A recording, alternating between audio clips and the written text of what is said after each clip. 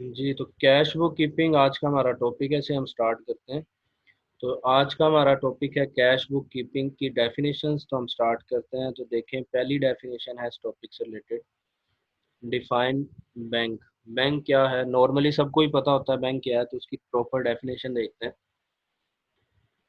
ये कहता है इंस्टीट्यूट, ऐसा अदारा which accept deposits from public, जो लोगों से अमानतें वसूल करता है, and advances them to needy, और एडवांस कर देता है यानी उधार देता है नीडी ज़रूरतमंदों को, और इन्वेस्ट इट या उसकी सरमायाकारी कर देता है बाय डीलिंग इन मनी, पैसों में डील करते वक्त।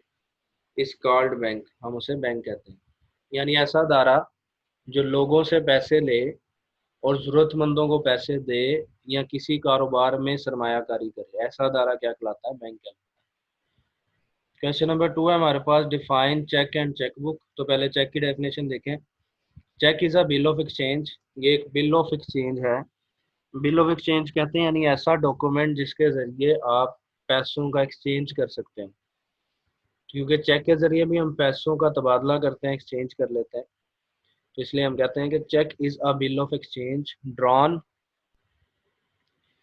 जो वर्ड है ड्रॉन, वैसे तो इसका मतलब होता है बनाना, लेकिन डॉक्यूमेंट्स के लिए ये जिस तरह चेक है, प्रोमिसरी नोट है, ये जो डॉक्यूमेंट्स हैं इनके लिए ड्रॉन का वर्ड यूज होता है लिखने के लिए।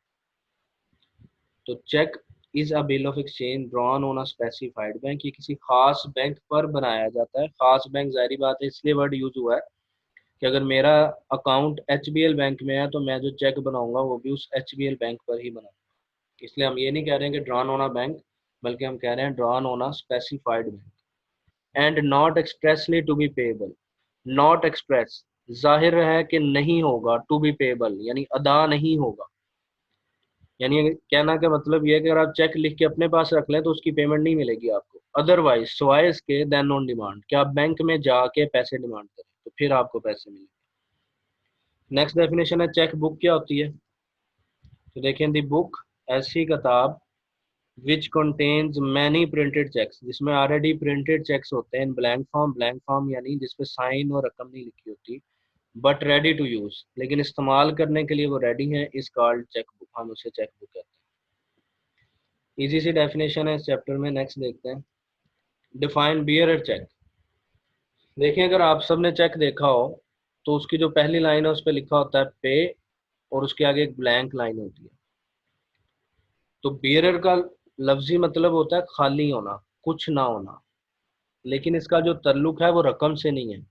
यानी अगर रकम नहीं होगी तो हम उसे ब्लैंक चेक कहेंगे, लेकिन अगर पार्टी का नाम ना होगा तो हम उसे बियरर चेक कहेंगे। तो देखें बियरर चेक की फिर डेफिनेशन क्या है। कहता है चेक, ऐसा cheque that contains no name, जिस पर नाम नहीं होता, and can be in cash at the counter of bank. और यही वजह है कि उसके पैसे हमें बैंक काउंटर से मिल जाते हैं by any person. Any person से मुराद जिसके पास वो चेक होगा, जो भी शख्स वो चेक लेके जाएगा उसको पैसे मिल जाएंगे। नेक्स्ट है डिफाइन ऑर्डर चेक। ये बियरर चेक का ऑपोजिट है। बियरर चेक मैंने आपको बताया जिसपे पार्टी नेम ना हो। तो ऑर्डर चेक क्या होगा? अगर उसी पे के आगे हम पार्टी का नाम लिख दें, पर्सन का नाम लिख दें, तो फिर उसे हम ऑर्डर चेक कहते हैं, और इसमें फिर पैसे उसी को मिलेंगे जिसका नाम लिखा हुआ है। तो देखें ऑर्डर चेक की definition, a cheque which is an cash at the counter of bank. ऐसा चेक जिसके पैसे काउंटर से मिल जाएंगे बाय अ स्पेसिफिक पर्सन, लेकिन सिर्फ उसी खास शख्स को मिलेंगे हुज नेम इज मेंशन्ड, जिसका नाम उस चेक पे लिखा हो। नेक्स्ट डेफिनेशन देखें, डिफाइन क्रॉस चेक। कहता है if two transverse parallel lines. Parallel मतलब आमने सामने, ट्रांसवर्स मतलब तिरछी।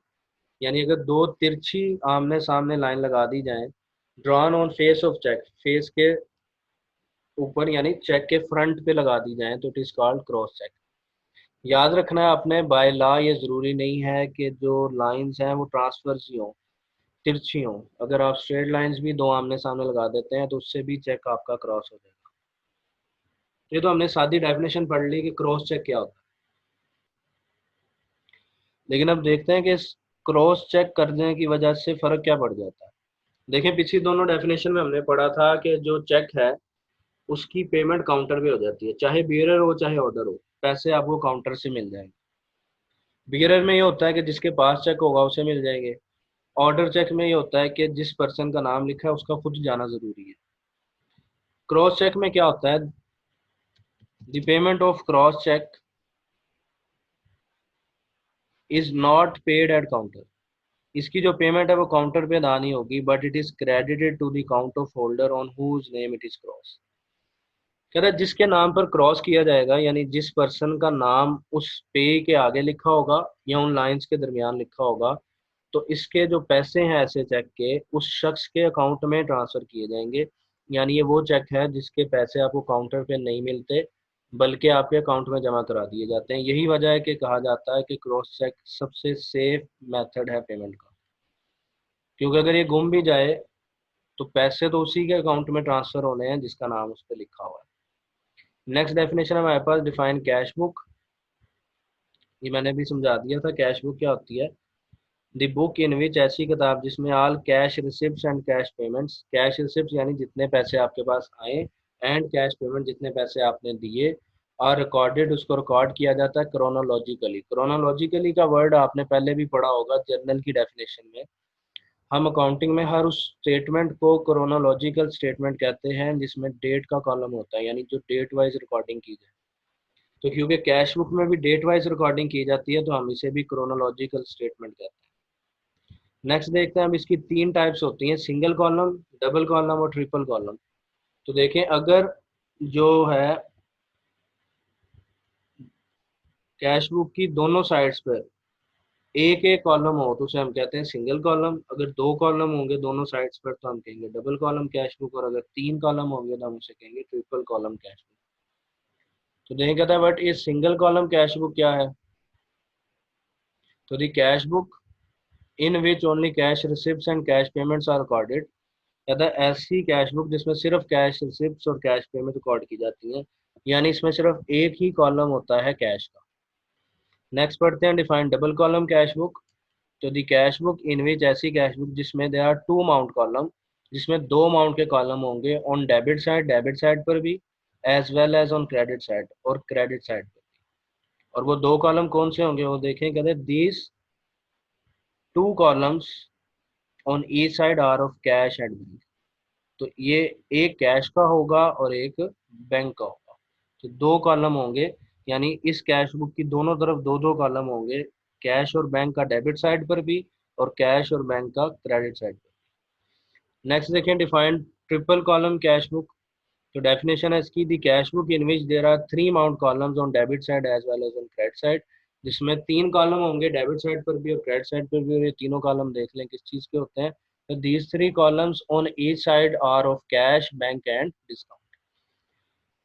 तो देख लें, सम अप करता हूँ। जो सिंगल कॉलम कैश बुक है उसमें सिर्फ एक कॉलम होता है कैश का, डबल कॉलम में दो कॉलम हो जाते हैं, कैश के साथ साथ बैंक का भी, और ट्रिपल कॉलम में तीन हो जाते हैं, कैश का, बैंक का और साथ डिस्काउंट का। नेक्स्ट है डेफिनेशन हमारे पास, डिफाइन कॉन्ट्रा एंट्री। तो देखें, the entry which is recorded on debit side as well as on credit side of cash book is called contra entry. बड़ी इंपॉर्टेंट डेफिनेशन है, याद रखनी है। जब हम कैश बुक बनाएंगे तब ये कंसेप्ट आपको समझ आ जाएगा।